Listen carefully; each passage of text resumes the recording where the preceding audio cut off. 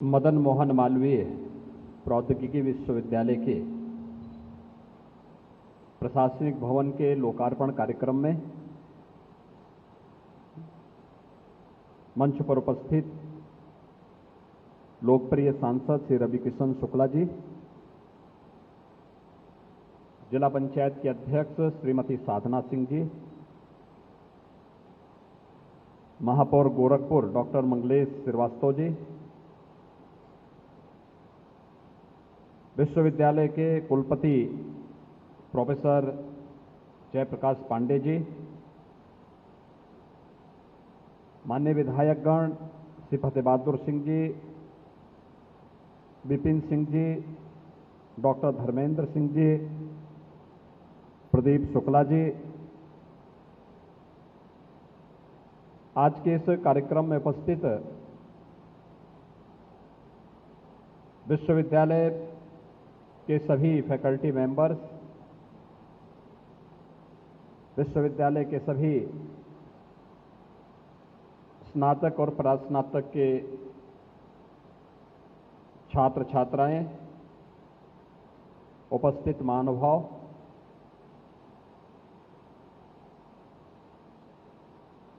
मदन मोहन मालवीय प्रौद्योगिकी विश्वविद्यालय को अपना नया प्रशासनिक भवन प्राप्त होने पर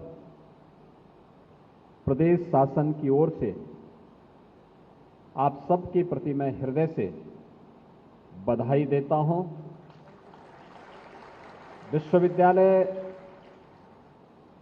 विकास की नित नई ऊंचाइयों को प्राप्त करे, इसके लिए अपनी शुभकामनाएं भी देता हूं। आज का समय टेक्नोलॉजी का समय है और टेक्नोलॉजी का उपयोग राष्ट्र निर्माण में, लोक कल्याण में कैसे किया जा सकता है, आप जैसे सुधीजनों को इसके बारे में बहुत बताने की आवश्यकता नहीं है। आज जब हम लोग देशों की या प्रदेशों की रैंकिंग की बात करते हैं तो वह दो महत्वपूर्ण पहलू उसमें आती है। एक, अगर जब हम प्रदेश के अंदर निवेश की संभावनाओं की स्थिति क्या है, ईज ऑफ डूइंग बिजनेस की स्थिति क्या है, और इसको आगे बढ़ाने में, अपनी रैंकिंग को सुधार करने में हम कैसे सफल हो सकते हैं, टेक्नोलॉजी और सरकार के द्वारा समय पर उठाए गए कदम,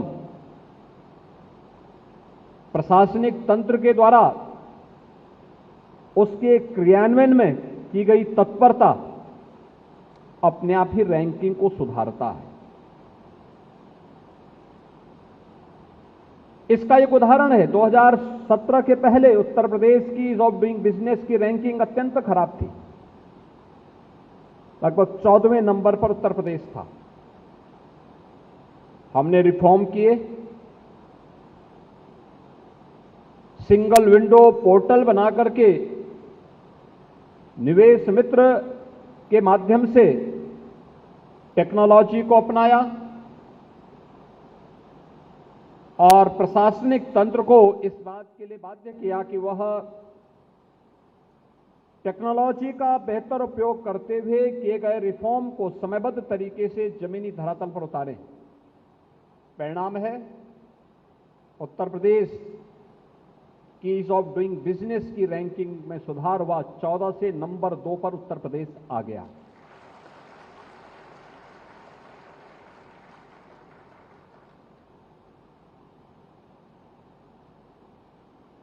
सरकार की योजनाओं को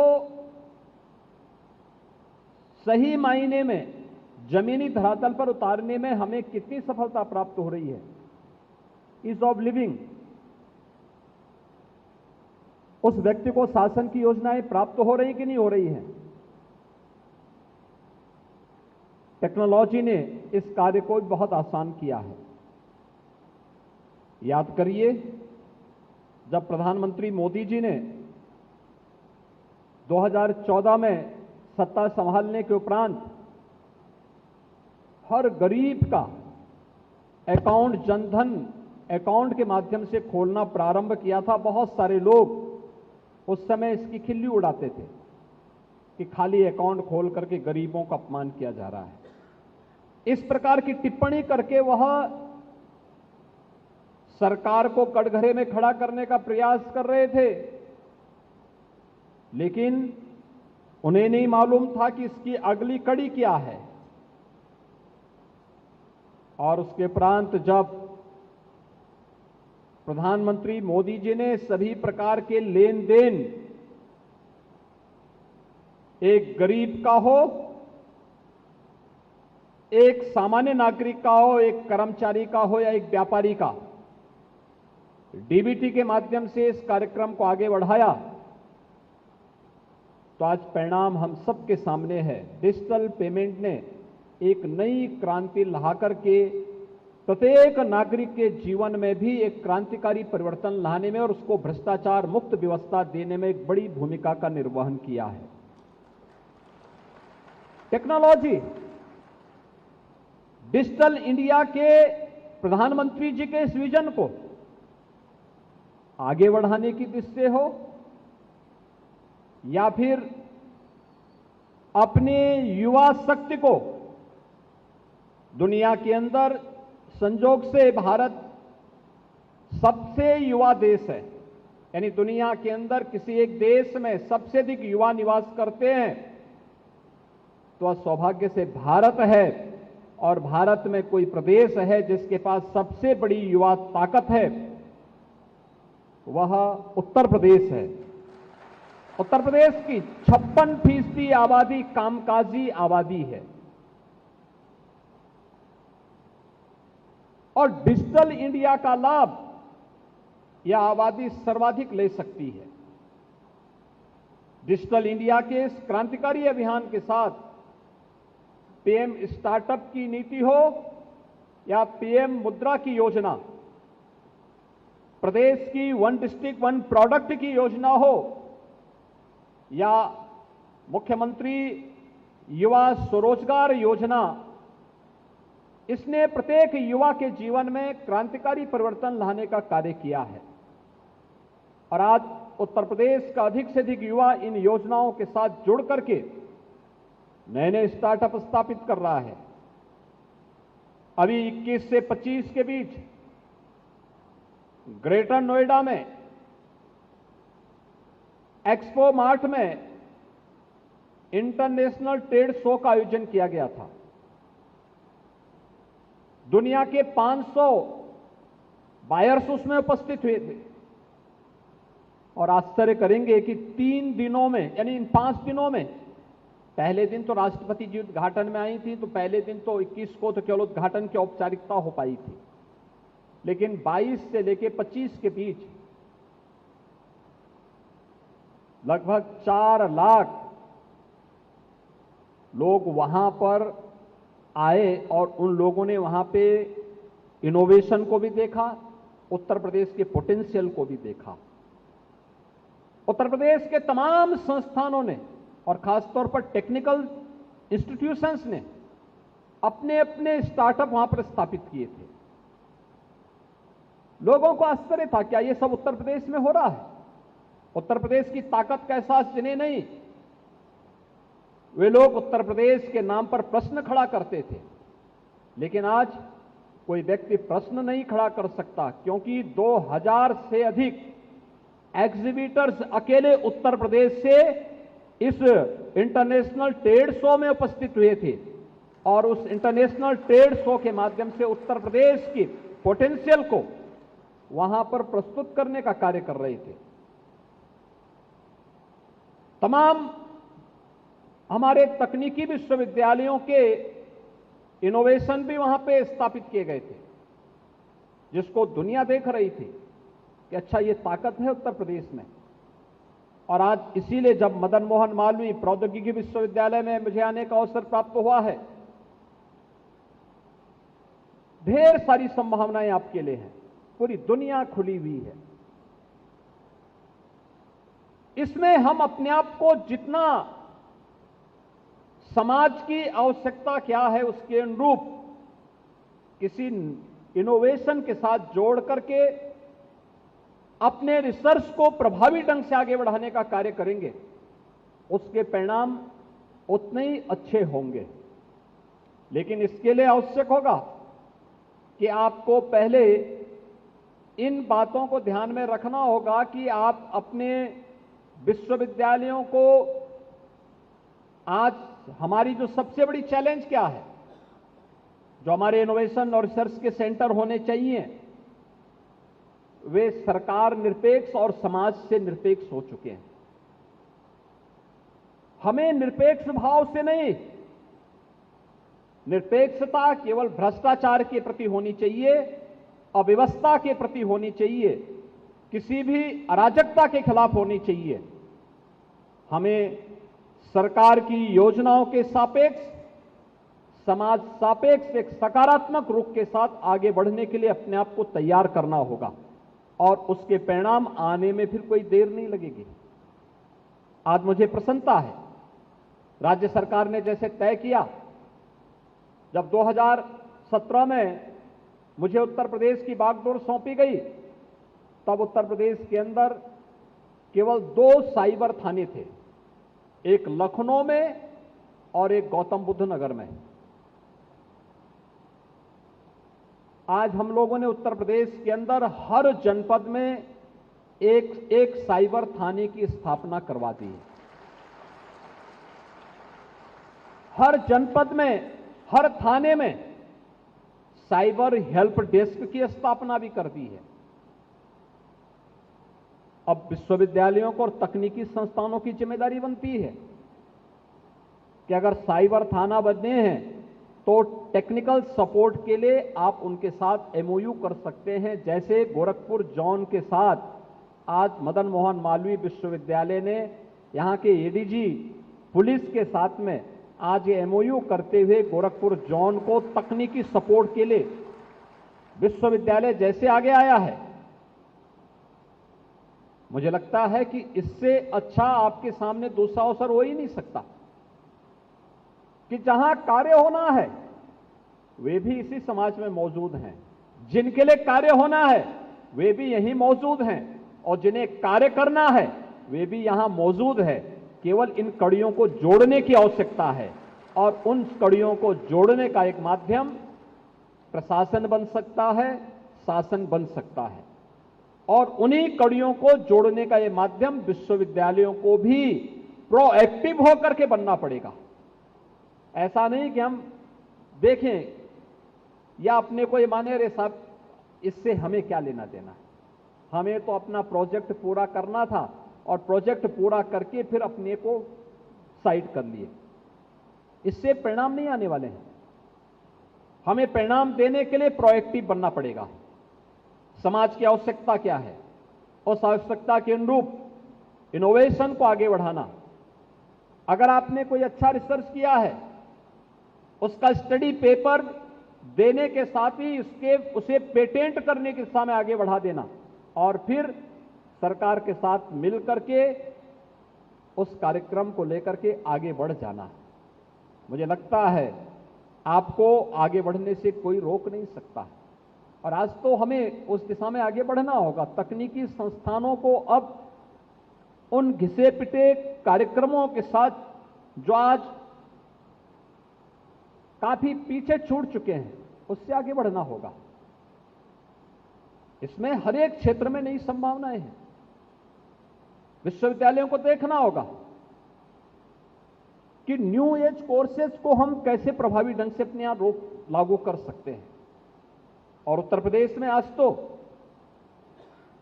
उत्तर भारत का सबसे बड़ा डाटा सेंटर भी उत्तर प्रदेश में बन चुका है। उस डाटा सेंटर के साथ हम कैसे अपने आप को जोड़ सकते हैं। देश का सबसे बड़ा रोबोटिक्स मैन्युफैक्चरिंग सेंटर वह उत्तर प्रदेश में बन चुका है। उसके साथ विश्वविद्यालय कैसे एमओयू करके अपने कार्यक्रमों को और अपने बच्चों को, अपने यहां के बच्चों को उनके साथ जोड़ सकता है, यह हमें प्रभावी ढंग से आगे बढ़ाना चाहिए। ड्रोन आज की आवश्यकता है, यह जीवन को और आसान कर सकता है। मैं जब मंच पे था तो मुझे माननीय सांसद जी ने यही पूछा, कहा कि इस संस्थान में क्या होता है। मैंने कहा यह एक टेक्निकल यूनिवर्सिटी है, यहां के जो स्नातक हैं, प्रास्नातक हैं, वे यहां से जब जाते हैं तो जो भी ऐसा कार्य है जो इंजीनियरिंग के फील्ड से जुड़ा हुआ है, वो ये सभी कार्य इन्हीं के माध्यम से आगे बढ़ता है। ये उस फील्ड की शुरुआत यहां से शुरू करते हैं और फिर ये लोग अलग अलग संस्थानों में जाकर के उन संस्थानों के कार्यक्रमों को आगे बढ़ाने में मदद करते हैं। तो उन्होंने कहा क्या मतलब? मैंने कहा आप फिल्मों में काम करते हैं? उन्होंने कहा हाँ। मैंने कहा वहां कैमरा इस्तेमाल होता है? कहा हाँ। मैंने कहा ये कैमरा भी यही लोग बनाते हैं, कैमरा कोई और नहीं बना लेता। ऊपर से कोई शॉट लेना हो तो ड्रोन में उसका आज उपयोग कर रहे हैं, ये ड्रोन भी यही लोग बनाते हैं। जो बाहर ड्रोन देखा है ये कहीं और नहीं बनता है। इन्हीं संस्थानों में समाज की आवश्यकता के अनुरूप अभी तक फिल्मों में उपयोग कर रहे थे या कहीं शादी ब्याह में उपयोग कर रहे थे, अब इसका उपयोग कृषि में भी होने लग गया है। आपने देखा होगा 10 लीटर क्षमता का कोई पेस्टिसाइड या कोई भी फर्टिलाइजर लेकर के, लिक्विड फर्टिलाइजर लेकर के वह ड्रोन जा सकता है और 1 एकड़ खेती को 10 मिनट के अंदर खाद का या दवा की छिड़काव करके उस किसान को दवा के दुष्परिणामों से मुक्त एक व्यवस्था दे सकता है और बेहतरीन तरीके से एक जैसे छिड़काव के साथ पूरी खेती को जोड़ सकता है। व्यक्ति पहले मैनुअली जब करता है तो या तो हाथ से खाद छिड़कता है या फिर वह कंधे में रख करके पेस्टिसाइड को छिड़कने के लिए मजबूर होता था।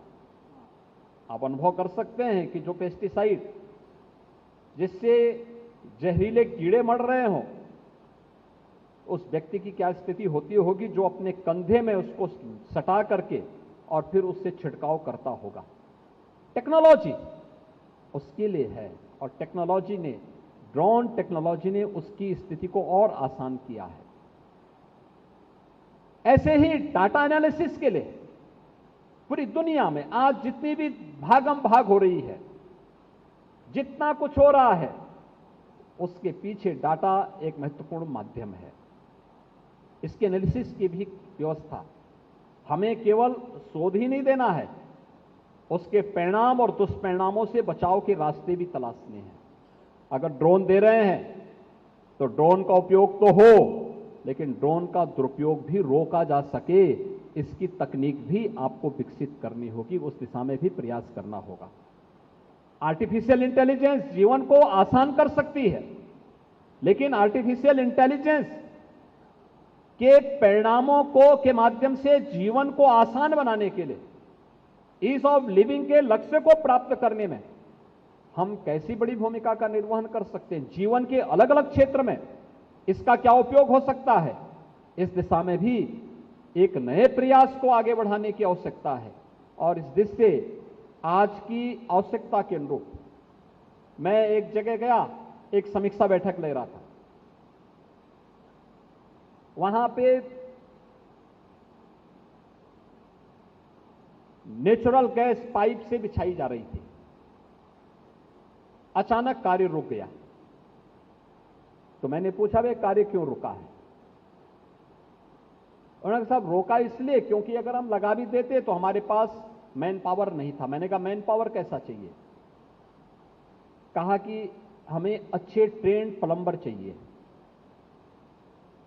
इंजीनियर है लेकिन प्लम्बर नहीं है। आप सोचिए कि वर्तमान में प्रधानमंत्री जी जल जीवन मिशन के माध्यम से हर घर नल की योजना को क्रियान्वयन कर रहे हैं। हर घर तक शुद्ध पाइप पेयजल की स्कीम पहुंच रही है। अब पाइप पेयजल की स्कीम हर घर तक पहुंच रही है तो पाइप पेयजल की इस स्कीम को प्रभावी ढंग से लागू करने के लिए अगर पानी पीना है तो पानी की बचत की आदत भी हमें डालनी पड़ेगी। और अक्सर होता क्या है, पानी खुला हुआ है तो खुला ही हुआ है, कोई बंद करने वाला नहीं होता है। कहीं पाइप लीक हो रहा है तो पानी वहां से निरंतर गिर रहा है, कोई उसको बंद करने वाला नहीं है। अगर हर गांव में ट्रेंड प्लम्बर हो जाए और रेन वाटर हार्वेस्टिंग के साथ या जल की एक एक बूंद पानी के साथ जोड़ने के लिए हम लोगों को प्रेरित कर सकेंगे, तो यह योजना लंबे समय तक लोगों के जीवन में परिवर्तन करने का एक माध्यम बन सकती है, बहुत बड़ा माध्यम बन सकती है। लोगों की क्वालिटी ऑफ लाइफ देने में यह योजना सफल हो सकती है और उस कार्यक्रम के साथ हर नागरिक को जुड़ना चाहिए। लेकिन तकनीकी सपोर्ट के लिए हमारी तकनीकी संस्थानों को इसमें आगे आना चाहिए। आवास की सुविधा आज हर व्यक्ति की आवश्यकता है, हर व्यक्ति को आवास चाहिए, लेकिन आवास की तकनीक भी हम कैसे आसान कर सकते हैं, जल्दी घर बन सकें, सस्ते में घर बन सकें, हाई राइज बिल्डिंग बन सके, इसके लिए भी नई तकनीक विकसित करने के लिए कार्यक्रम को अब आगे बढ़ा सकते हैं। और जहां कहीं कुछ अच्छा कर रहे हैं वहां जाकर के उसे देखना, फिर उसमें सुधार की क्या गुंजाइश हो सकती है, अपनी लेबोरेटरी में आकर के उस कार्यक्रम को आगे बढ़ा देना। गोरखपुर हो या फिर प्रदेश के अलग अलग क्षेत्र, आपने देखा होगा हम लोगों ने 10 से 12 फरवरी 2023 को उत्तर प्रदेश का ग्लोबल इन्वेस्टर समिट किया था। ग्लोबल इन्वेस्टर समिट प्रदेश के अंदर 36 लाख करोड़ रुपए के निवेश के प्रस्तावों को लाने में सफल हुआ, लेकिन 36 लाख करोड़ के निवेश के प्रस्तावों को जमीनी धरातल पर उतारने के लिए हम लोगों को जिन कार्यक्रमों को आगे बढ़ाना है उनमें सबसे पहली आवश्यकता तो ये कि इतना ट्रेन्ड मैन पावर, जो भी वहां के लिए योग्य मानव संपदा की आवश्यकता है, क्या उसको देने के लिए हमारी तकनीकी संस्थान आगे बढ़ पाएंगे। मैं गीडा में अभी हाल ही में एक कार्यक्रम में गया था और मैं वहां देख रहा था, लोगों की आवश्यकता है, ट्रेन्ड मैन पावर आवश्यकता है, लेकिन ट्रेन्ड मैन पावर नहीं मिल पाता है। अगर हम लोकल स्तर पर अपना तकनीकी सहयोग गीडा प्रशासन के साथ मिलकर के वहां पर किसी ऐसे संस्थान को जहां पे सर्टिफिकेट और डिप्लोमा के कार्यक्रम भी इसके साथ चलें और फिर इंडस्ट्री की रिक्वायरमेंट के हिसाब से उसकी आपूर्ति करने में हम भी अपना तकनीकी सपोर्ट करेंगे, तो आपको भी विश्वविद्यालय की अतिरिक्त आमदनी भी होगी, लेकिन साथ साथ योग्य और ट्रेन्ड मैन पावर पहले दिन से आपको वहां पर उस इंडस्ट्रीज के लिए उपलब्ध हो जाएंगे। प्रदेश सरकार ने इस दृष्टि से हर इंडस्ट्री के लिए एक व्यवस्था और भी की है। बहुत सारे लोग ऐसे होते हैं, बच्चे ऐसे होते हैं जिनकी परिवारों की आर्थिक स्थिति ऐसी नहीं होती कि वे अपने सर्टिफिकेट, डिप्लोमा या डिग्री कोर्स को आगे बढ़ा सकें। नेशनल एजुकेशन पॉलिसी ने जहां इन संभावनाओं को आगे बढ़ाने में मदद की है, वहीं पीएम इंटर्नशिप की स्कीम और सीएम इंटर्नशिप स्कीम इसमें बड़ी मददगार हो सकती है। हर उस जो 3 महीने 6 महीने के किसी सर्टिफिकेट कोर्स के साथ जो युवा जुड़ना चाहता है, 1 साल के किसी सर्टिफिकेट या डिप्लोमा कोर्स के साथ कोई जुड़ना चाहता है, इसके लिए इंडस्ट्री के साथ या वहां के प्रशासन के साथ हमारे एमओयू अत्यंत मददगार हो सकते हैं। और मुझे प्रसन्नता है मदन मोहन मालवीय प्रौद्योगिकी विश्वविद्यालय इस दिशा में इन प्रयासों को आगे बढ़ाने के लिए पूरी सकारात्मक ऊर्जा के साथ कार्य कर रहा है। यहां से निकले हुए स्नातक और परास्नातक देश और दुनिया के अत्यंत प्रतिष्ठित संस्थानों में जाकर के कार्य कर रहे हैं। हमारा प्रयास होना चाहिए कि प्रधानमंत्री जी ने जो एक प्लेटफॉर्म देश के सभी युवा टेक्नोक्रेट को उपलब्ध करवाया है, उसके लिए मदन मोहन मालवीय प्रौद्योगिकी विश्वविद्यालय के सभी युवा साथी भी अपने आप को तैयार करेंगे, उस योग्य अपने आप को तैयार करेंगे कि वे अपने देश के लिए प्रधानमंत्री जी के मेक इन इंडिया के कार्यक्रम को आगे बढ़ाने में अपना योगदान देने में पूरी प्रतिबद्धता के साथ कार्य करेंगे। तो मुझे लगता है कि विश्वविद्यालय पूरी तत्परता के साथ, एक प्रभावी भूमिका के साथ, जिस महापुरुष के नाम पर इस विश्वविद्यालय की स्थापना हुई है, उस महापुरुष की भावनाओं के अनुरूप आगे बढ़ने में यह विश्वविद्यालय आपको मदद कर पाएगा। आज के इस अवसर पर आपका नया प्रशासनिक भवन बना है। आपका प्रशासनिक भवन आपने देखा होगा, एक हाईटेक भवन है। उसमें आज के अनुरूप जो नया पन दिया जा सकता था, ऊर्जा बचत से लेकर के, भवन के निर्माण से लेकर के, भवन की तकनीक को लेकर के, वह सब कुछ करने का एक प्रयास किया गया है।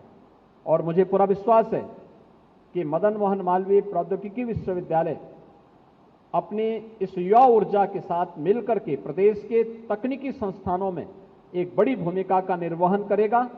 आज यहां पर प्रोफेसर जेपी पांडे जी के यहां पर अपने कुलपति के कार्यकाल का अंतिम दिन भी है।